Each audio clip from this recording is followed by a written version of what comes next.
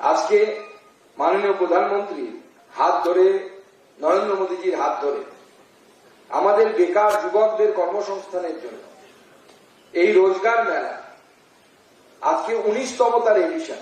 সেই এডিশনে আমরা এখানে উপস্থিত আছি। 50,000-এরও বেশি যুবক এবং যুবতী তারা আজকে নতুন কর্মজীবনে তারা প্রবেশ করবে। এবং সব থেকে গুরুত্বপূর্ণ যে মাননীয় মুখ্যমন্ত্রী আমাদের মাঝে আছেন, কারণ এটা আমার দ্বিতীয়, এই সভাগৃহে আমার দ্বিতীয় বার আসা।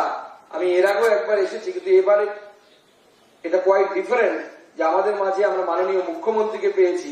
তাই আমাদের এই সভা এবং এই রোজগার মেলার জৌলুস অনেকটাই বেড়ে গেছে।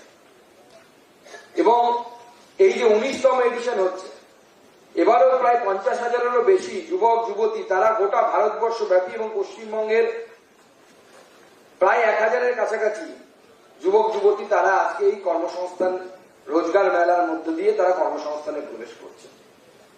এবং এতগুলো এডিশন হয়েছে, আমি বরাবরই যেটা উল্লেখ করি যে মাননীয় প্রধানমন্ত্রী নরেন্দ্র মোদীর নেতৃত্বে not a single case or allegation of corruption has been recorded till now.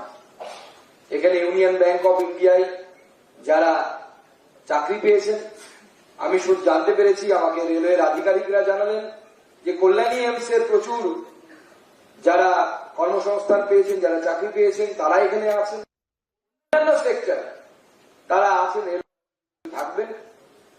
আমরা গর্বের সাথে বলতে পারি যে ভারতবর্ষ এই মুহূর্তে এমন একজন প্রধানমন্ত্রীকে পেয়েছেন যার নেতৃত্বে এরকম 19তম সংস্করণ হচ্ছে, অথচ একটাও পর্যন্ত দুর্নীতির অভিযোগ নেই।